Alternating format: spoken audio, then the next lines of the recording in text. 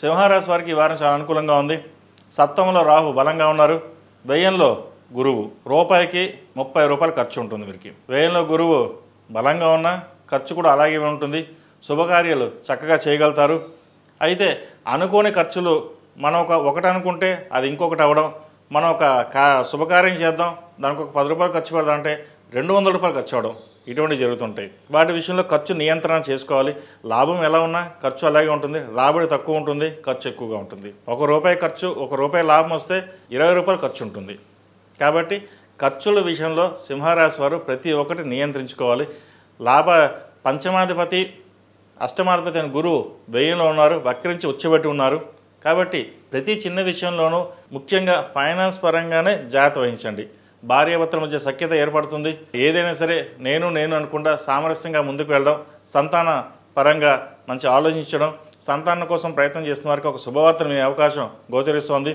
వివాహ ప్రయత్నాలు చేసుకునే వారు కూడా మంచి సంబంధం కుదురుతుంది. ఎప్పటి నుంచో సంబంధం పోయింది అనుకున్న సంబంధం మళ్ళీ రావడం, లేదా వివాహ ప్రయత్నం చేసేవారికి మంచి సంబంధం కుదరడం కూడా జరుగుతుంది. అదేవిధంగా ద్వితీయ ప్రయత్నాలు ఎవరైతే చేస్తున్నారో వారికి కాలం అనుకూలంగా ఉంది, వారికి మంచి సంబంధం కుదురుతుంది. అదేవిధంగా ఎవరికైనా షూరిటీ సంతకాలు పెట్టేటప్పుడు జాగ్రత్త వహించండి. వృత్తిపరంగా వ్యాపారపరంగా అనుకూలంగా ఉంటుంది. మంచి లాభాలు సాధించే విధంగా గోచరిస్తోంది. ముఖ్యంగా ప్రభుత్వ రంగంలో ఉన్న వారికి చాలా అనుకూలంగా ఉంది. ప్రైవేట్ రంగంలో ఉన్న వారికి చార్టెడ్ అకౌంట్స్, సాఫ్ట్వేర్ రంగం వారికి అడ్మినిస్ట్రేషన్, MBA, అదేవిధంగా కూరగాయల వ్యాపారస్తులకు, హోటల్ మేనేజ్ వ్యాపారస్తులకు, సినిమా కళారంగాల వారికి కొంతవరకు బాగుందని చెప్పచ్చు.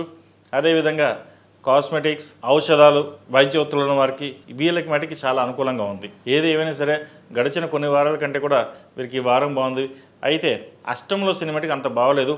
ఆరోగ్య రీత్యా, ప్రయాణాల రీత్యా జాగ్రత్త వహించండి. ఈ రాశిలో మించిన విద్యార్థులకు కాలం చక్కగా ఉంది. మంచి కాలం నడుస్తోంది. వచ్చిన అవకాశాలను ఉపయోగించుకోవాలి. స్నేహితులకి దూరంగా పెట్టడం, ప్రతిదీ గుడ్డిగా స్నేహితులను నమ్మి ముందుకెళ్ళడం చెప్పదగింది కాదు. ఏదైనా ఉంటే పెద్దవాళ్ళ సలహాలు, సూచనలు తీసుకుని ముందుకు వెళ్ళాలి. సొంత నిర్ణయాలు వీరికి పనికిరావు. అదేవిధంగా భూ సంబంధించిన విషయ వ్యవహారాలు చాలా అనుకూలంగా ఉంటుంది. విదేశీ ప్రయత్నాలు చక్కగా చేసుకోవచ్చు. ఏదైనా స్టూడెంట్ లోన్ కోసం అప్లై చేయండి, మంజూరు అవుతుంది. ఈ రాశిలో జన్మించిన స్త్రీలకు వృత్తి ఉద్యోగాల పరంగా, వ్యాపార పరంగా చక్కగా ఉంటుంది. ఖర్చులు అధికమవుతాయి. ఇంట్లో ఏదో తెలియని మెంటల్ టెన్షన్స్ ఎక్కువగా ఉంటుంది. జీవిత భాగస్వామితో విభేదాలు రాకుండా జాగ్రత్త వహించాలి. మాట పెరిగే అవకాశం కూడా లేకపోలేదు. ఇద్దరూ సరిసమానంగానే మాట అనుకోవడం, రేపొద్దున ఇబ్బంది పడడం, అది కాకుండా 1-2 సార్లు సామరస్యంగా ఉండి ఓర్పు సహనంతో ముందుకెళ్ళడం చెప్పదగినది. ఇది ఇద్దరికీ అండి, ఆడవారికి మగవారికి రెండూ చెప్తున్నాను. ఆరోగ్యరీత్యా కొన్ని ఇబ్బందులు ఉంటాయి. దూర ప్రాంత ప్రయాణాలు ఎక్కువగా చేయకపోవడం చెప్పదగిన సూచన. ఈ రాశిలో జన్మించిన వారు ప్రతిరోజు ప్రతినిత్యం ఓం నమః శివాయతో దీపారాధన చేయడం, అదేవిధంగా మంగళవారం నాడు సుబ్రహ్మణ్య స్వామికి అభిషేకం చేయించండి. సంతానపరంగాను, సంతానం కోసం ఎవరైతే ప్రయత్నం చేస్తున్నారో వారికి ఇది చక్కగా ఉపయోగపడుతుంది. అదేవిధంగా శనివారం నాడు నల్ల నువ్వులు దానంగా ఇవ్వండి. ఈ రాశిలో జన్మించిన వారికి కలిసి వచ్చే సంఖ్య 7, కలిసి వచ్చే రంగు తెలుపు. ఏదైనా పని మీద బయటికి వెళ్ళేటప్పుడు సోమవారం నాడు కానీ శనివారం నాడు కానీ వెళ్ళండి, మంచి ఫలితాలు సంప్రాప్తిస్తాయి. ePoojaStore.in పసుపు కుంకుమ నుంచి దేవతా విగ్రహాల దాకా అన్ని రకాల పూజలు, వ్రతాలు, వివాహం, గృహప్రవేశం, హోమాది శుభకార్యాలకు కావలసిన పూజా సామాగ్రి అంతా ఒక్క క్లిక్తో మీ ఇంటి వద్దకే. నేడే ఆర్డర్ చేయండి మీ ePoojaStore.in లో.